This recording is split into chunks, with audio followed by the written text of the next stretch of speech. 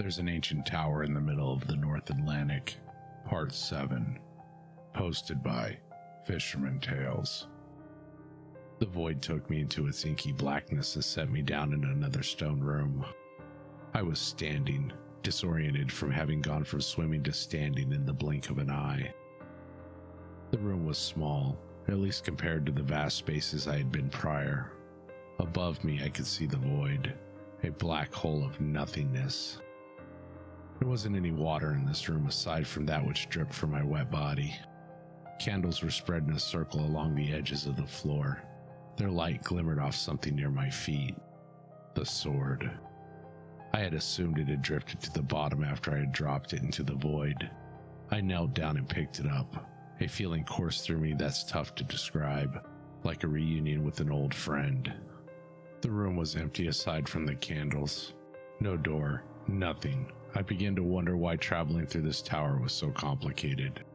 Like an obstacle course. Why not have stairs throughout the entire tower?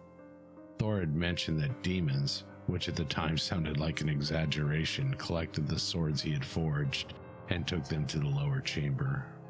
Is that who I heard slapping against the stone as I crawled through the shrinking tunnel? I cast the thoughts from my mind so that I could focus on finding a way to the next room. I walked along the wall searching for an opening, a loose stone, anything. I did the same as I crawled along the floor. I looked back to the void in the ceiling. It wasn't so high as to be unreachable. I stepped below it. Running out of options, I asked, "Now what?" The void answered. From its center, blackness began to leak towards the floor. But it did not drip. It was slowly lowered, dangling above. That's when I realized that the void was not dripping, like running ink. It was something equally black, but separate. It was hair. I backed away, held the sword at the ready. The hair was growing, so long it nearly touched the floor. Then a hand followed. 2 hands. One pale flesh, the other rotten and corpse-like. Her head was next. She was facing away from me, but I still recognized her as the woman from the wolf's chamber. To me, she seemed almost as if being birthed. I was unnerved by what I was witnessing.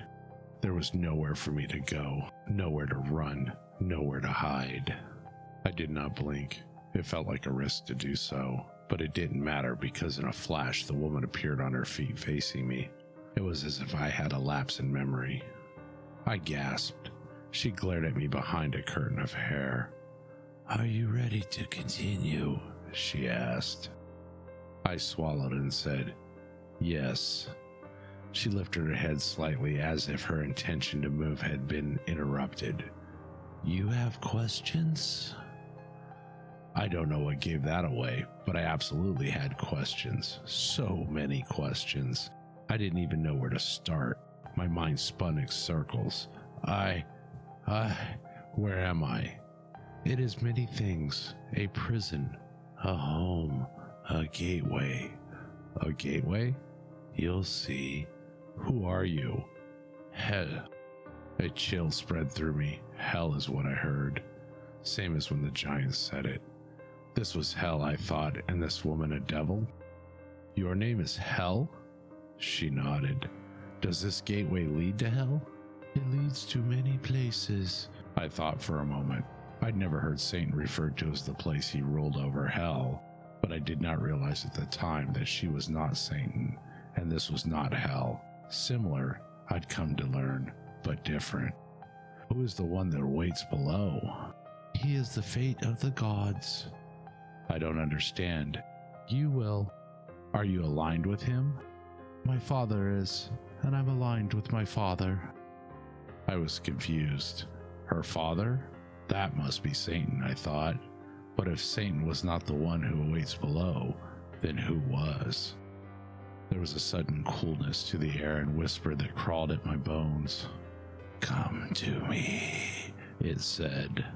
Hell had heard it as well and said nothing. "He is waiting." My blood ached. Why did his summons pain me now? I reluctantly nodded and the floor began to vibrate. I stumbled and caught myself. Hell stood unflinching. I watched the rounded wall rise, the void growing further and further out of reach. I realized it was not the wall that was rising, but rather that the floor was descending, like an elevator. Trying to speak over the loud scraping of stone against stone, I hollered, "What is next?" Without having to raise her voice over the grinding rock, Hell said, "My father. What is he gonna do?" "He will travel with us to the bottom." I watched the half-corpse woman for a moment. "Okay." I waited anxiously for several minutes as we continued to descend. Again, the thought struck me as to how strange of a design the tower was. Small rooms followed by large chambers. Long, wide stairways followed by an even longer ladder. A pool of blood, a pool of water, a crawl space where stairs or ladder wouldn't have sufficed. And then there was this platform, hundreds of feet in size, descending deep into the tower. So much unused space. The center of the platform began to rise and movement ceased.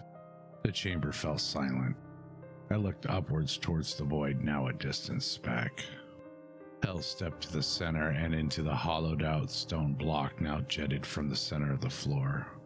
I followed. Inside was another spiral stairwell.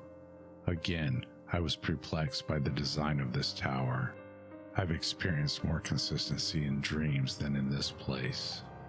Hell radiated a moonlight glow that I was able to use as a guide down the stairs. It was a light similar to that I had seen in the water-filled chamber. We traveled round and round until we finally reached an opening. The room was scorching hot and brighter than any of the previous chambers. Hell walked through without hesitation. As I followed, I realized that the wall itself was on fire, a wall of flames. I reluctantly stepped forward, shielding my eyes and taking shallow breaths. I stepped onto something stick-like. It recoiled and hissed. A snake. I fell back into the stairwell, realizing that the entire floor was covered in snakes.